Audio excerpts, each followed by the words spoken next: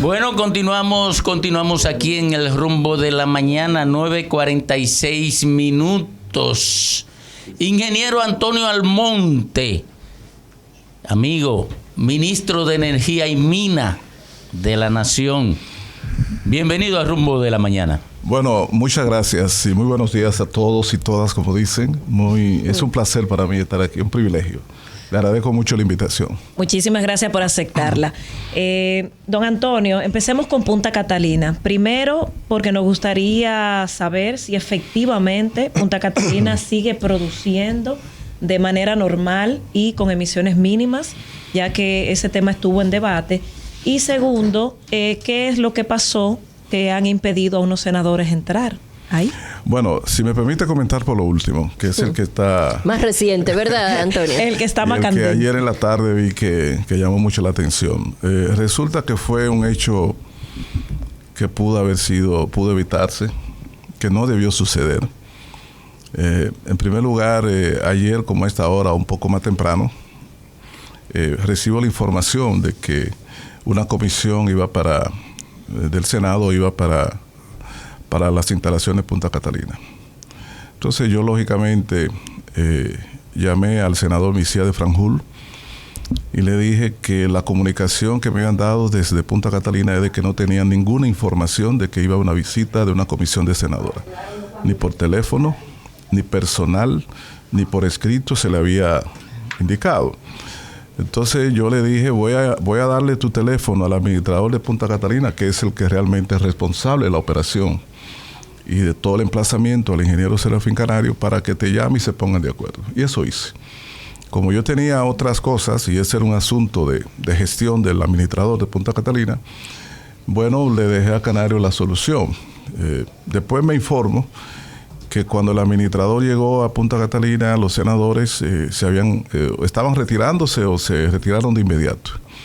Y que hubo esas expresiones de protesta. Yo pienso que el administrador cuando iba con la disposición de por lo menos una parte importante de los senadores o a los senadores, dejarlo entrar, no necesariamente a todos. Pero en esto hay un tema, y está el tema de que el ingreso de personas a una instalación como una central termoeléctrica, pues eso tiene un protocolo. Y usted va a cualquier industria, a cualquier minera o a cualquier empresa eléctrica, y cuando usted va a entrar le dan una ropa, le dan un casco, le dan una serie de cosas para la seguridad personal, y hay una disposición también de vigilancia para que no haya ningún tipo de problema con la instalación y con los equipos, materiales, etcétera. Entonces ellos tienen un protocolo y cuando se agolpa un grupo de personas ahí de repente, pues es posible que los ingenieros o la gente responsable pongan algunos reparos si no tienen ninguna autorización. Lo otro es que yo creo que los senadores de la República son perfectamente conocidos y que pudo perfectamente haberse permitido ingresar, si no a todos, por lo menos una parte de ellos, los más responsables, y no tener que caer en ese punto. Yo no tuve involucramiento directo como responsable porque no le dejé eso a la gestión del administrador, pero sí quiero decir, y le dije eso a Eduardo Estrella, presidente del Senado, hace un rato, que lo llamé y le expliqué que las puertas están abiertas y que pido disculpas, si me corresponde, por esa situación que no tiene ningún otro sentido, que no fuera un extremado celo por el protocolo de si ingresan, no pidieron permiso, no escribieron, no llamaron, y entonces hay esa reacción. Es un incidente que no pasa de ahí y lamentable. Ingeniero, solo para no dejar la angustia en el corazón de algunas gentes, acabamos de hablar con el senador de la provincia, Monseñor Noel, que es el presidente de la Comisión Medioambiental del Senado, quien estuvo encabezando la actividad en el día de ayer en Punta Catalina, y alega que fueron esperados inclusive con un cordón militar, o sea, que habiendo notificado que irían, fueron recibidos con un cordón militar. No hubo notificación de que irían. Esa es la información que ha dado el administrador y los ingenieros de la planta. Y no he visto ningún chat, ningún correo, ni un papelito, ni una llamada de que no hubo notificación. Más aún, el propio senador de la provincia de Peravia, cuando yo le comí por teléfono temprano, me dijo, ¿cómo que no? Que no ha avisado. Ah, pero espérate, que eso debe ser pero no hubo comunicación. Yo pienso que ahí hubo falla un protocolo de comunicación, porque si hay comunicación, pues Catalina son puertas abiertas, ahí cualquiera puede, si dice yo quiero ir allá, pues nosotros se reciben colegios, ingenieros, universidades, eso no hay ningún problema. Bien. Bueno, perdón, pero quedó en relieve la segunda pregunta sobre Punta Catalina. En primer lugar, Punta Catalina estaba operando, las dos plantas estaban operando. Y cuando usted dice de manera normal, yo diría que en cierto sentido sí, están trabajando, pero nosotros tenemos que decir que hemos iniciado desde hace ya un tiempo rondas que a veces interrumpen de discusiones con los titulares del consorcio, es decir, con representantes de Tecnimont y de Odebrecht, algunos de los cuales han venido desde la misma Brasil e Italia a esas discusiones. En el sentido de que Punta Catalina 1 debió recibir la carta de aceptación final en octubre o a más tardar a principios de noviembre del año pasado. Nosotros no emitimos esa carta de aceptación final. La carta de aceptación final significaría el cese definitivo de las garantías. Y sí, significaría que el país o el gobierno acepta de manera conforme todo el funcionamiento de la central. Nosotros desde que llegamos hicimos una relación mediante una breve investigación de un conjunto de irregularidades, de equipos, subsistemas que solicitamos sean cambiados o reparados a profundidad antes de emitir esa carta de aceptación. Como llegamos en agosto y el periodo provisional de aceptación se vencía en octubre, en mes y medio nosotros no podíamos dar una carta de aceptación final porque no habíamos tenido la evaluación. La unidad número 2, vencía su periodo de garantía y de aceptación provisional el 24 de abril de este año, es decir, el mes pasado prácticamente, en abril. Tampoco emitimos esa carta de aceptación porque tenemos sólidos requerimientos con relación a la caldera y a otros subsistemas de la planta número 2. Precisamente para ver de qué manera llegamos a acuerdo, iniciamos las discusiones con los titulares del consorcio constructor, porque ellos no han recibido ni la carta de aceptación número 1 ni número 2, porque no podemos darle esas cartas hasta que aquellos requerimientos, por lo menos los principales, no sean subsanados o resueltos mediante una extensión de la garantía y mediante algunas inversiones para reparaciones y cambios de sistema. Yo le digo, por ejemplo, que en el caso, para citar un solo ejemplo, en el caso de la planta número 1, para citarle un caso, el sistema de control de calidad del aire, la QCS, desde su inicio ha presentado serias dificultades y por eso de cuando en vez hay que hacer parada para cambiar los filtros de manga y ustedes ven en algunas ocasiones emisiones bien densas por la chimenea, aún por debajo del mínimo requerido o del máximo requerido, pero irregular en comparación a lo que fue especificado y ofrecido. Entonces estamos en esas discusiones. Eso ha hecho que en los últimos tiempos yo haya sido muy parco en dar declaraciones y en hacer cosas, porque estamos en discusiones que precisamente reiniciamos el próximo viernes con un protocolo que ya aprobamos, con un universo de ítems, de temas que vamos a discutir, y eso dará lugar a una cosa a la otra, o a que terminemos en la aceptación final de la planta o sencillamente en un rechazo que podría tener las consecuencias que tenga. Nosotros lo que queremos es ver cómo se soluciona. Y por eso fíjense que yo he tenido que soportar a veces cosas y no contestar, pero no por nada, sino para no afectar ese diálogo que se tiene formalmente con el consorcio constructor. Mira, tú eres responsable de dos renglones que son, tal vez sumado, lo de más valor de toda la estructura del Estado: energía y minas. La energía es una necesidad y la mina es un recurso.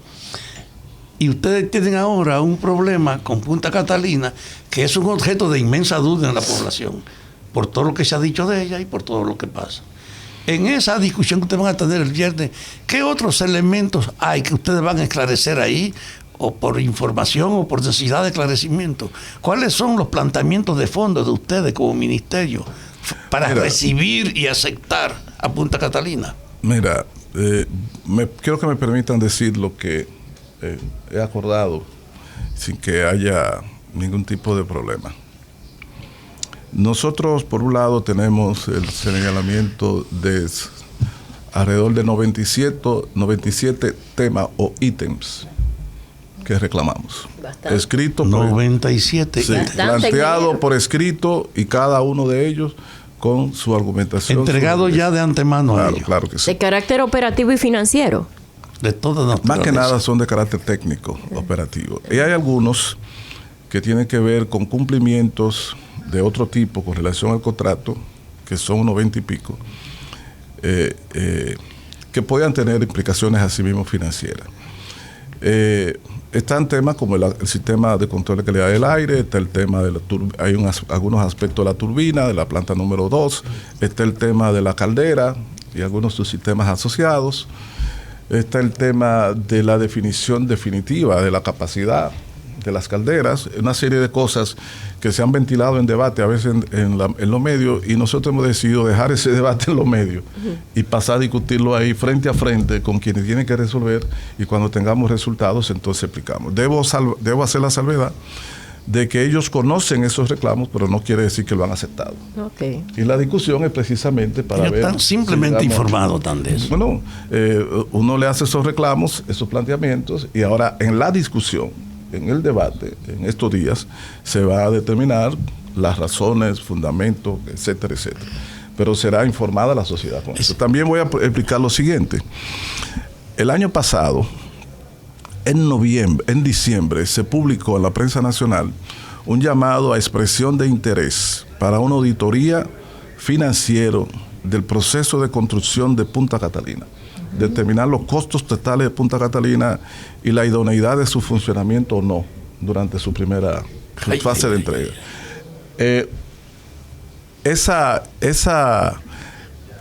Cuando se abrieron las ofertas a finales de enero o principios de febrero, solo una empresa había depositado interés para participar en esa auditoría. Wow. Entonces nosotros descartamos y decidimos hacer un lanzamiento internacional de esa licitación. Claro. Hicimos un lanzamiento internacional siguiendo los plazos y las especificaciones de la ley de compra y contratación. Ya está resuelto. Se hizo ese lanzamiento de la licitación internacional, y 2 meses o algo después solo aplicaron 3 empresas. Solo.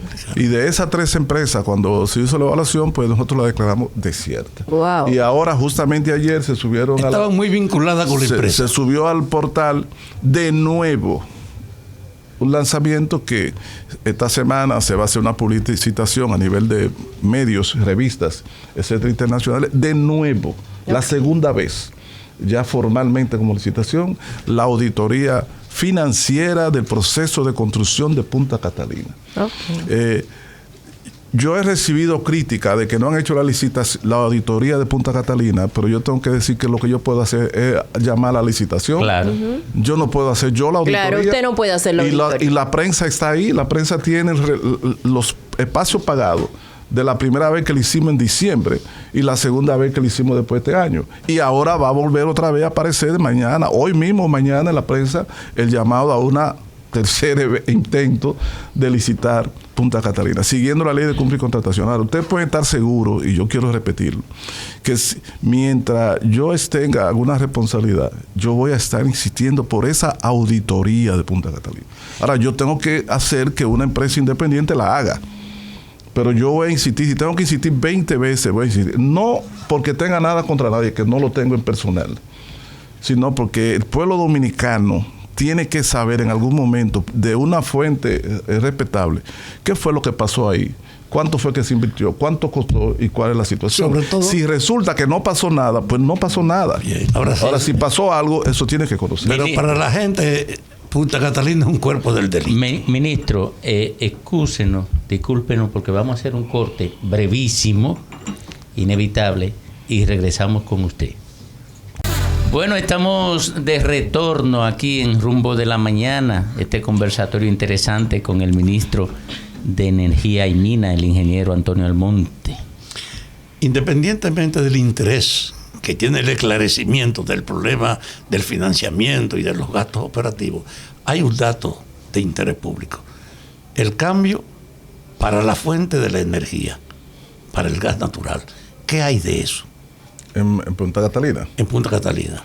Sí, mira, una de los planteamientos que se ha establecido de hace mucho es la conversión de Punta Catalina a gas natural, que tiene una razón fundamental, y es que ciertamente a nivel mundial, y es evidente, el carbón tiende a ser una de los combustibles que más emisiones tóxicas y contaminantes emite hacia la atmósfera.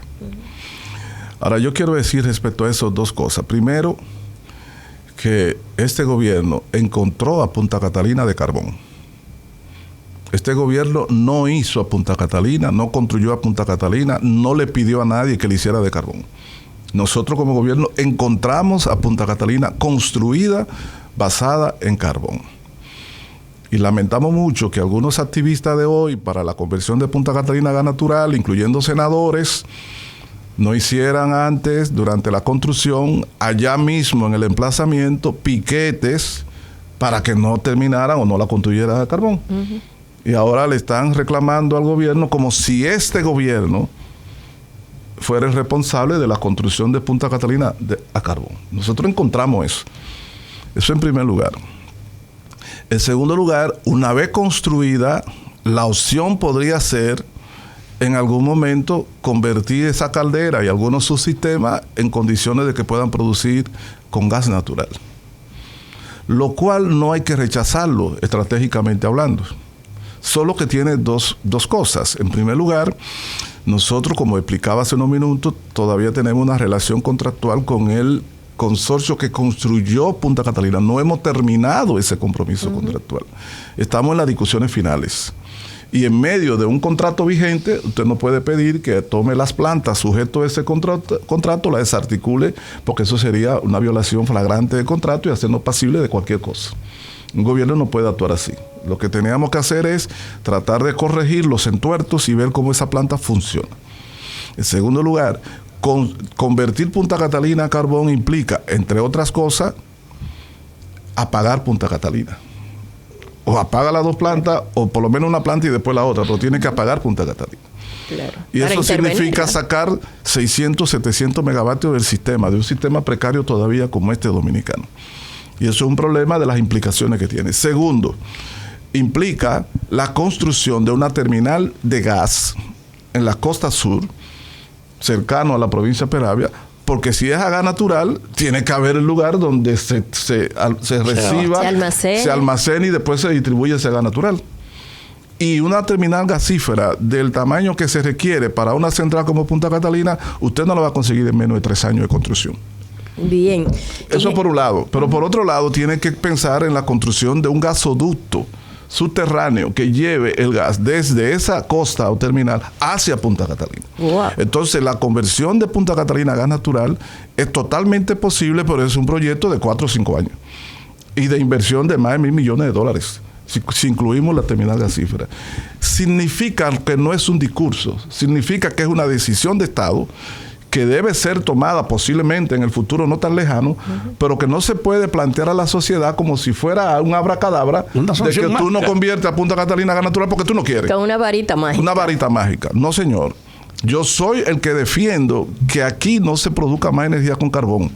Pero bueno, el paso hacia otra tecnología, como se ha hecho en todos los países, incluyendo los más ambientalistas del mundo, es un paso de transición que tiene que ser planificado y hacerse con responsabilidad. Porque vuelvo y digo, o apagamos Punta Catalina, o sencillamente iniciamos ese proceso que implica la construcción de una terminal gasífera, la construcción de los gasoductos, la conversión de la caldera, etcétera, de las dos centrales, y eso se lleva 4 o 5 años. Wow, ahora, y si alguien tiene otra manera de hacerlo, que lo diga, para uno verla, aplicarlo. Pero hay otra pregunta que yo quiero hacerte con relación a eso. ¿Cuál es la diferencia en los efectos de usar al carbón o usar el gas natural? ¿Cuál es la diferencia? Mire, Fafa, las plantas de carbón son más contaminantes que la de gas natural. Pero las que son, por ejemplo, Itabo, la vieja, que tienen 30 y pico de años, son las más contaminantes. Punta Catalina, hay que reconocer, tiene un sistema de secuestro de elementos tóxico que hace que las emisiones por la chimenea sean bastante limpias, por lo menos muy inferior a los máximos exigidos por la normativa internacional y por la ley de medio ambiente de República Dominicana. Es tan así que cuando están operando normalmente, usted va allá y usted no ve, y usted prácticamente no identifica que está emitiendo, cree que no es que está apagada. Cuando hay un problema de alguno de los filtros de manga que se daña, por ejemplo, la planta número 1, entonces que tú ves una nube un poco más densa.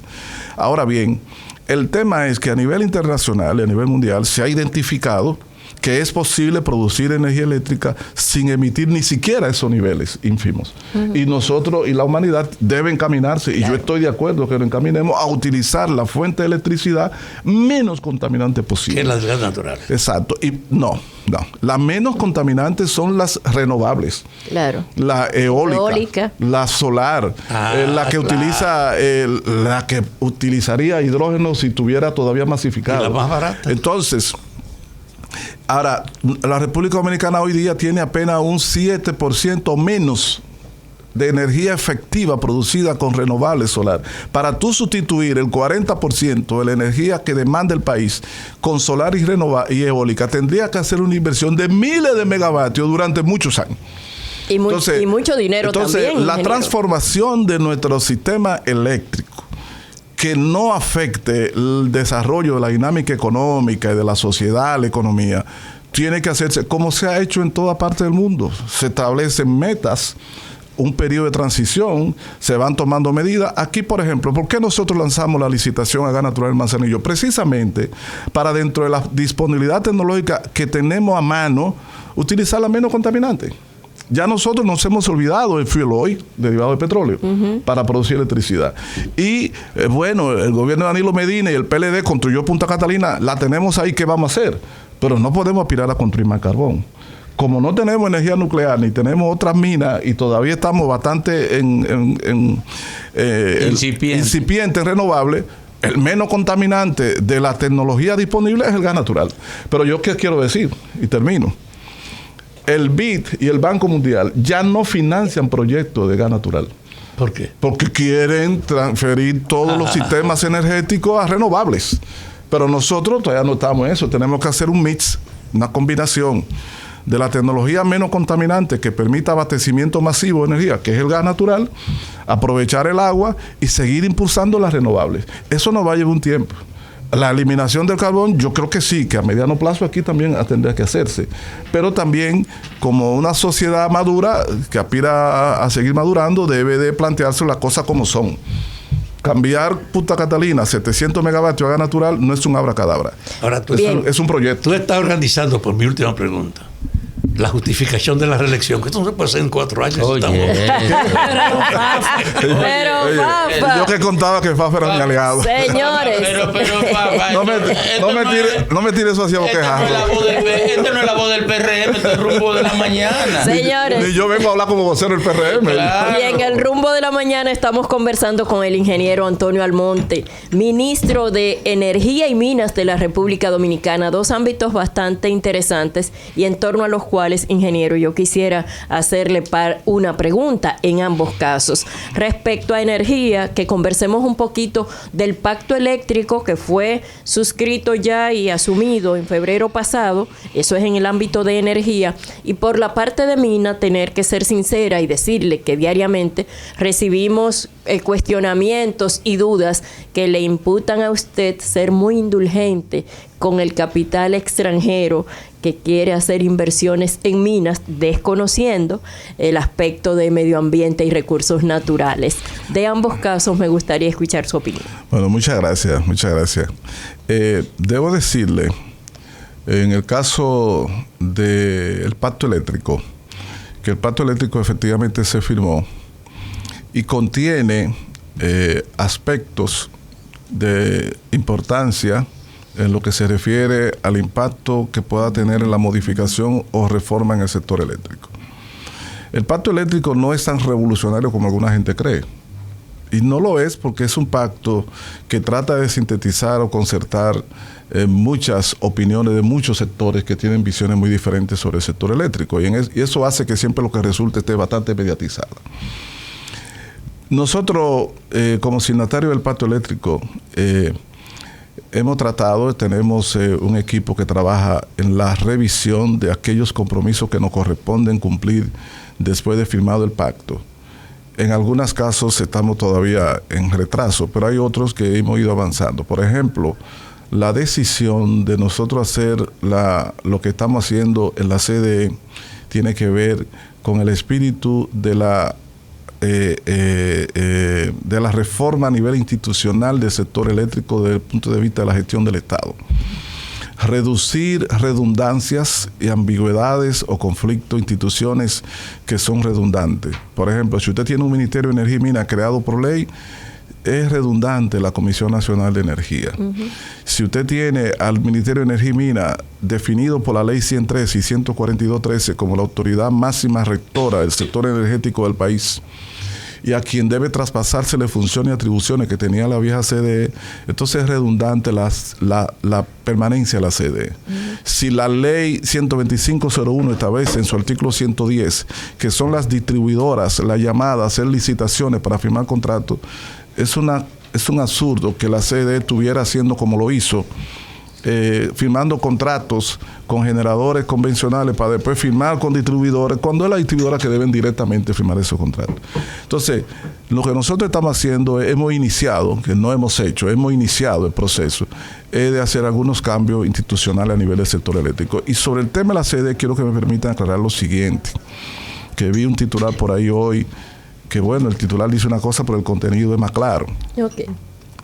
Nosotros lo que hemos dicho es lo siguiente: el decreto 342-20, firmado por el presidente de la República en 16 de agosto pasado, lo que hizo fue designar una comisión de alto nivel para que hiciera los trabajos de liquidación de la CDE, que no es lo mismo que la eliminación jurídica de la CDE.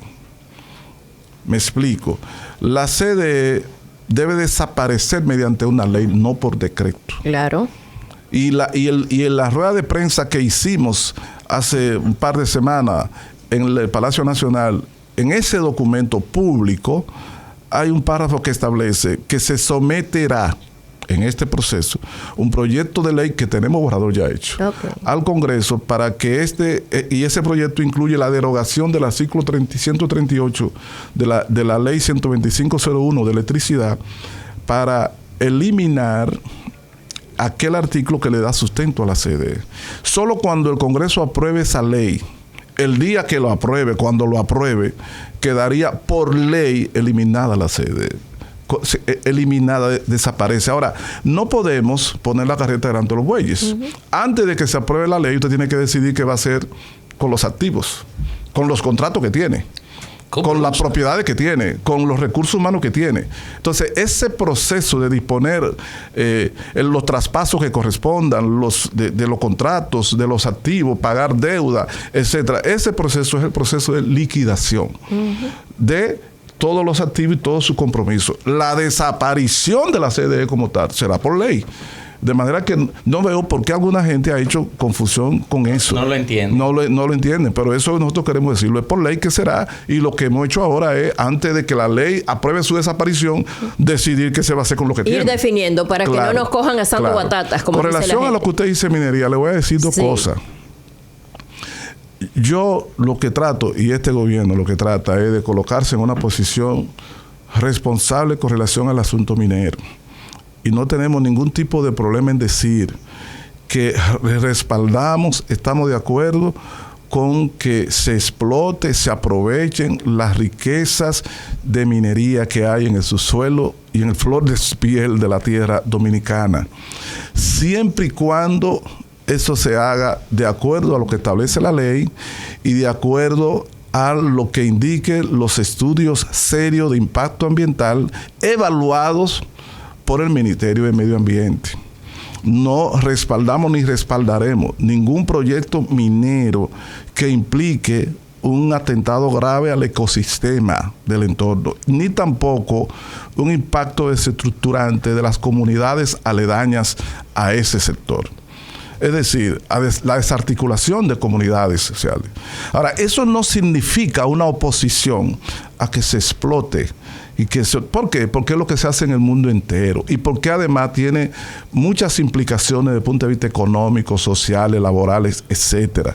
El desarrollo de la humanidad, el desarrollo de la ciencia, el conocimiento del medio ambiente y de las formas y las vías de contaminación y de mitigación ha sido muy grande, y los pueblos tienen derecho a acceder a ese conocimiento científico y tecnológico mediante acciones de ingeniería, de regulación, etcétera, para que se pueda explotar proyectos turísticos en las costas y al mismo tiempo coexistir el medio ambiente.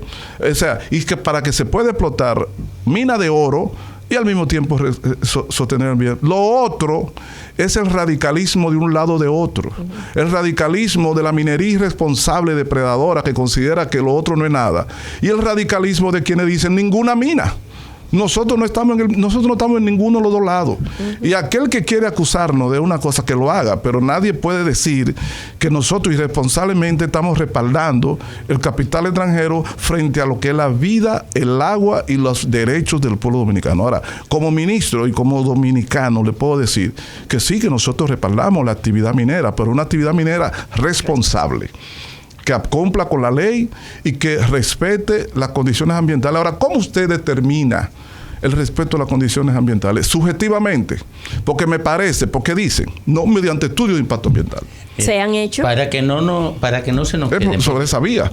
Para que no se nos queden, porque son elementos importantes, y aunque la entrevista ha sido muy rica y abundante en informaciones, esto le preocupa a la gente. ¿Por qué se han incrementado los apagones ahora? Fíjate, yo casi no te quiero responder eso, Domingo. No. Te digo a decir por qué. Porque a lo largo de los últimos meses, después que nosotros llegamos, me parece que no es correcto decir que se han incrementado los apagones. Yo creo que lo que se ha incrementado es el abastecimiento de energía en todo el país. Ahora, los apagones históricamente, su origen han sido dos factores. Por un lado, el origen financiero, que en lo que llamaban eufemísticamente gestión de la demanda, durante muchos años la demanda era 100 y entregaban 85. ¿Por qué razón? Porque las pérdidas eran tan elevadas que no había dinero para pagarle entonces al generador. Y mientras menos energía tú comprabas, menos energía tú dabas, y entonces menos era el déficit que tenías que pagar. Eso llamado apagones financieros. La otra razón de los apagones son las interrupciones debido a daños de transformadores, subsistemas, subestaciones, defectos en las redes. Esos apagones siguen. Porque particularmente en EDESTE, por ejemplo, en EDESTE, lo que nosotros recibimos en EDESTE el año pasado fue un desastre. Nosotros recibimos a EDESTE con pérdida cerca del 50%, pero ese no es lo bonito. Lo bonito es que las subestaciones de EDESTE, los transformadores de EDESTE e incluso los sistemas de medición eran un desastre. Son todavía. No hemos podido reparar porque no hubo inversión efectiva real. Ahí ustedes saben el tema de los pulpos.